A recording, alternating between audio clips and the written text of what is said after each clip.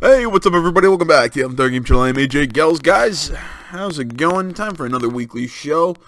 Really not anything that's super interesting for you guys this week. It's just a bunch of, mostly just release dates. I don't know. I mean, this is always the problem.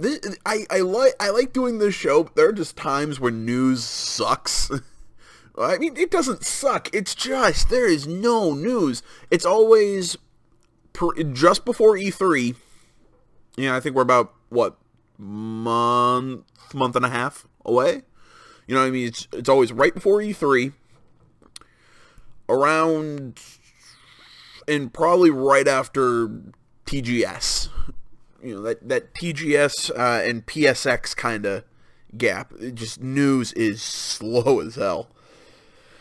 Either way, we're gonna make do and whatnot, and talk about some things. First article coming to us by way of GameStop, written by Oscar Deus. I hope that's how that's pronounced. I really need to look up how to pronounce these names. Either way, the 1 terabyte PS4 Slim is finally coming to the U.S. Sony has announced it is bringing the 1 TB version of the PlayStation 4 Slim to the United States stores, and I quote, this month. The company announced news on Twitter at the same time as confirming the console's price of $300. That's the same MSRP as the current 500 gigabytes model. Though it routinely sells for less, it's not yet clear if this new 1 TB version will be alternative to the 500 gigabyte device or if it will replace it. The 1 TB variant had not been available in the United States until this point, despite it coming to Europe in September of last year. The original launch of the PS4 Slim came shortly after Microsoft released the slimmed-down version of Xbox One S, which also starts at $300. For more on the two consoles, blah, blah, blah, blah, blah, blah, blah.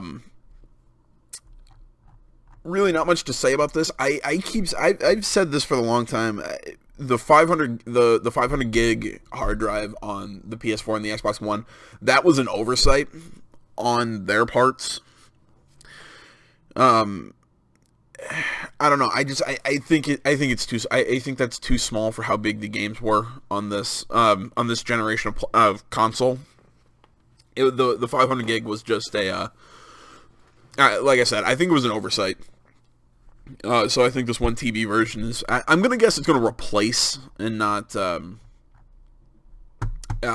be like an alternate, it's like you could buy the 500 gig or the 1 TB, just because why would anybody buy the 500 gigabyte if the 1 TB is the same price? So so I think this is going to end up replacing the 500 gigabyte model. That's the, all right. I can't believe this is actually happening. The Olympic Council of Asia to bring eSports to the Asian Games. what the hell? Article by Hope Corrigan of IGN. In a combined effort between the Olympic Council of Asia and Alisports of China, eSports will be making an appearance in the official program of the 2018 and 2022 Asian Games. Due to their incredible popularity and growth, competitive electronic sports have been added to September's OCA Asian Indoor and Martial Arts Games as a demonstration sport and are slated to make appearances at the 18th and 19th Asian Games. The 2018 Games, held in Jakarta and Palembang, Indonesia, hopefully that's how that's pronounced, will showcase esports as a demonstration sport, which has been a stepping stone to becoming an Olympic event for sports such as baseball, tennis, and taekwondo. At the 2022 Asian Games in Hangzhou, again, hopefully that's how that's pronounced. However, the OCA says esports will feature as an official medal event, and I quote, reflecting the rapid development and popularity of this new form of sports participating among the youth. Are you fucking kidding me? Look, I love esports. Like, esports is cool. They can do things that I can't. It's neat. It's a talent. But I'm sorry. It's not a sport. It's just like chess shouldn't be in the Olympics. No. I mean, it's just, again, it sounds like I'm bashing on esports and bashing on gamers. It's just, yeah. You can read that last part. I just think this is dumb. You know, it's I don't know. I mean, there's not really an argument that I can really make here, just because it's just the Olympics have always been about like that about physical competition. Not saying that there's not some sort of I don't want to say physicality to esports, but I understand that there is that it's stress. I'm trying to think how to phrase this, and it's not coming out without making it sound like I'm bashing on esports, and I'm really not. I mean, if I was sitting up on that stage, playing like Counter-Strike or something, as playing esports, it would freak the shit out of me. I mean, these people, they set nerves of steel, man. I mean, I've seen esports. I mean, it's really cool, but I'm sorry, it's not an athletic sport. There we go. I that's how I see the Olympics. I see the Olympics as a showcase of physical athletic competition. So I don't know. I mean, maybe it's just because my definition of athlete or sport is maybe different from a more general term. I just don't think esports should be in the Olympics. I mean, you can disagree with me or whatnot, and I'm not saying esports shouldn't be a thing. I just don't think they should be an Olympic sport. That's all I'm saying. Next article by Evan Campbell of IGN. Halo Wars Definitive Edition gets a standalone release date. Microsoft is releasing Halo Wars Definitive Edition as a standalone game April 20th on PC and Xbox One. Halo Wars Definitive Edition will head to Steam this week, blah, blah, blah. As you can see, you can read all that other stuff. Really, it's already come out because, it's the 22nd, and because I can't read the date today. Either way, no, I mean, this is the better Halo Wars, if you ask me. Halo Wars 2, I thought was okay. The game could have been better. I think they missed an opportunity to really build off of what Halo Wars did. But yeah, I mean, I definitely suggest it to anyone to play the original Halo Wars. It is a phenomenal game, so go check that out. It's already released on PC and Xbox One. Next article, Reservoir Dogs Bloody Days release date announced. If you don't know what Bloody Days is, hey, you know what? Let's watch the cinematic trailer. Oh, then never mind. Oh. There we go. Do we have to watch an ad? If we have to watch an ad, Nope, never mind. No, wait. Nope, okay. Hey, IGN fans! Son of a bitch! Nintendo Switch and some thin and crunchy Cheez-It Grooves. Good news, you can win both. All you gotta do is watch Up and Noon and GameScoop this month for a chance to win your own Nintendo Switch console, Breath of the Wild, and a 6-month supply of Cheez-It Grooves. Cheez-It Grooves, chips made with 100% real cheese for 100% real gamers. Alrighty then.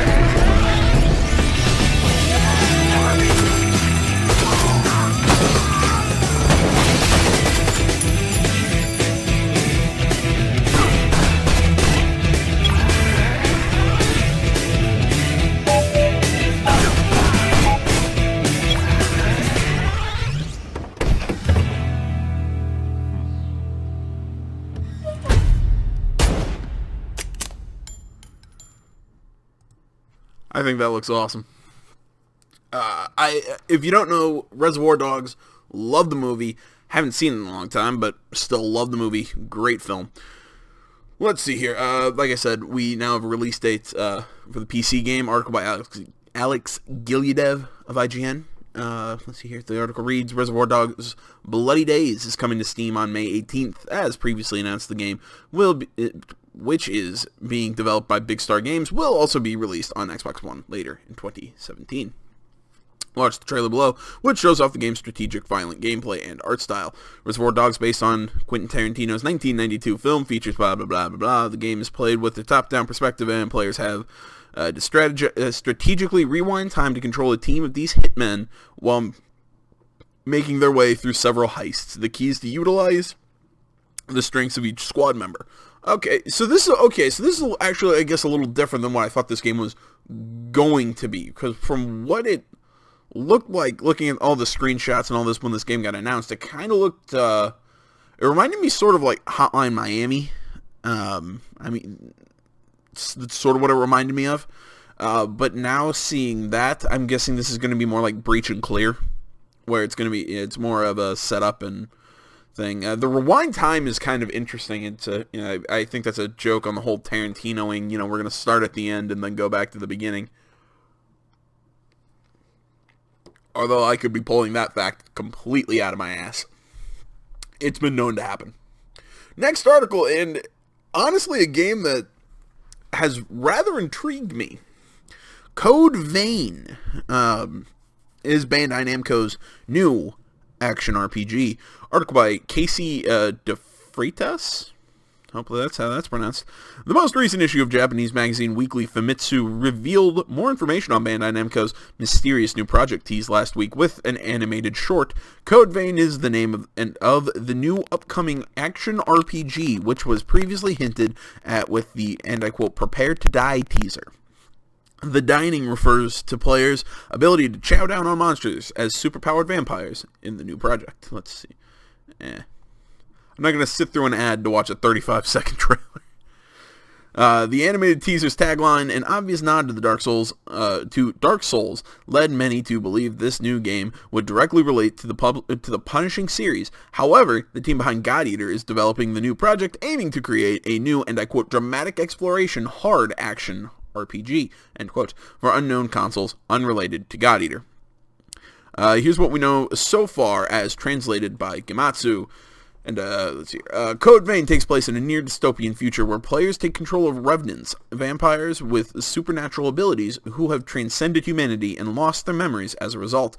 A revenant who has failed to consume enough blood transforms into a monster called a Lost, which the short animation last week touched upon. For an unknown reason, the vampires are confined to an isolated society known as Vein, and must cooperate with each other to survive and reveal the secrets of and lost knowledge of the world. When exploring a dungeon, players can bring a single buddy with them, a main feature of Code Vein. These buddies help players overcome challenges and will act on their own as an AI, but players will need to act to help them out as well. Revenants mainly use melee weapons including great swords, short swords, spears, hammers, and possible more. I think that's possibly more, supplemented by special abilities. Blood Veil, I can't talk. Blood Veil is an article of unique equipment that functions as armor, usually in the shape of clothing, that absorbs the blood of Lost. Some sort of dedicated mechanism is exposed at the time of use, and the user's mask changes disastrously. That's interesting. The special ability Tempered Blood can be triggered after a Blood Veil blood-sucking attack, that's a lot of blood in that sentence, succeeds. The large variety of effects ranging from strengthening yourself, weakening enemies, and attacking directly depends on the type of Lost the blood was taken from. Development for Code Vein is about 35% complete, except an official worldwide announcement on April 20th and a full trailer in early May. Now, moving on to the article that was on the 20th. Article by Alicia Judge of IGN. God, I can't go through one video without smacking my hand on my desk by accident. See here, Bandai Namco has officially whipped the cloak off its new Project Code Vein, an early teaser flittered with Dark Souls legacy by flashing the tagline "Prepare to Dine." However, it gave us little details regarding the game how the game actually plays. Fast forward to God, I cannot talk. Fast forward to now, and an official release has described Code Vein as a grueling action RPG that takes you on, and I quote, a journey across a massive, interconnected world. A series of new screenshots give us glimpses at what the world will look like when the game launches next year on major home consoles. You can check the gallery out below.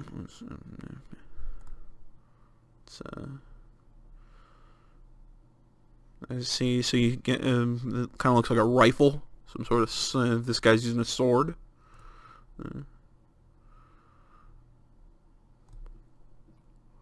I mean, the game looks cool. Like, I like the animation style. I like the concept. That's kind of cool. I know I'm not like super analyzing here, but see, my big question about my big thing with this is I don't like action RPGs out of Japan. And I know that sounds like a weird statement. I prefer my turn-based JRPGs, you know, like Persona and what Final Fantasy used to be. But, you know, but as soon as Final Fantasy started to kind of move into that more action-oriented, I don't know, I was not as big of a fan.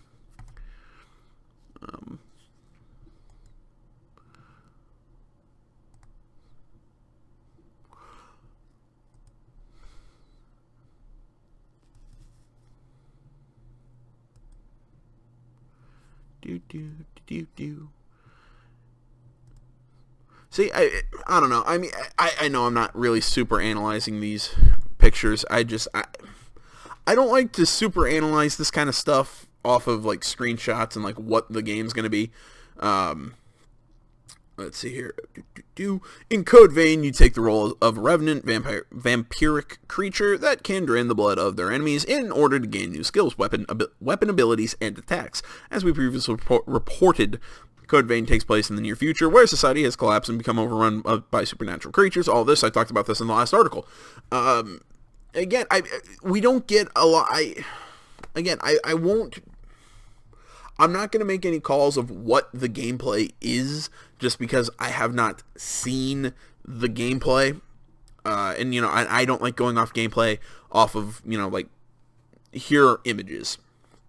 All I can say is the concept has me intrigued, and I will definitely play it.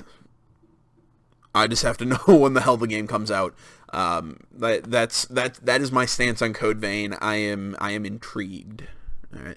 So moving on to our final story, Call of Duty returns to its WWII roots with next entry article by Jeff Cork of Game Informer.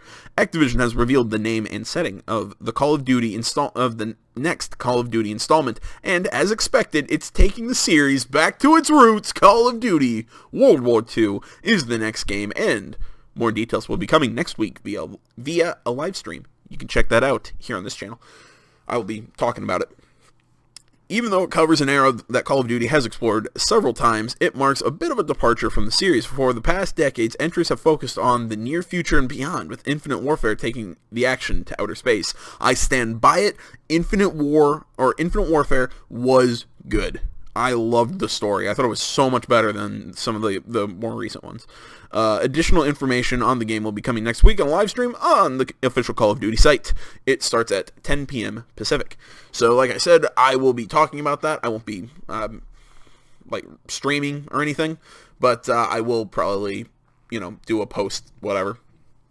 All I can say is, finally, I have been waiting for Call of Duty to go back to World War II, I think, for about 5 years now. I've said, I don't know if I've said this on the channel. For me, one of like the first shooters that really got me into games was Call of Duty 2 Big Red 1. Like, that is still to this day, like, I still have it. I still play it from time to time. I mean, I stand by, that is one of the best Call of Duty games in my opinion. I mean, people are probably going to tell me that I'm an idiot for that, but I stand by it. I think Call of Duty 2 Big Red 1 was a phenomenal game. It had such a cool story. I think it, you know, showed war in the light of what World War II was. I mean, I'm loving this picture, you know, with the helmet, you know, the kind of the explosion, you know, he's sitting there. I think he's got like a rosary or something. Or probably dog tags. That's what it is, not a rosary. All I can say is freaking finally. I cannot wait to hear about this next week. And that is all I have for you guys this week. I'm sorry, like I said, it's just, this was a slow news week. Not really much else I can do. I'm trying to think. I had some sort of announcement. No, not really an announcement. Just don't expect a lot more from me today. I have to go cover an event going on at my school for my day job. So, it's just, I thought I was going to have a weekend off where I didn't have to do anything and all I could do was play video games and talk to you guys, and it's not happening. So I have to go out and work. Either way, thank you so much for watching, everybody. Always remember, you can find me on Facebook, Twitter, the website, and nowminds.com. All down in the description below. Please remember to like, comment. If you're not already, please subscribe to the channel.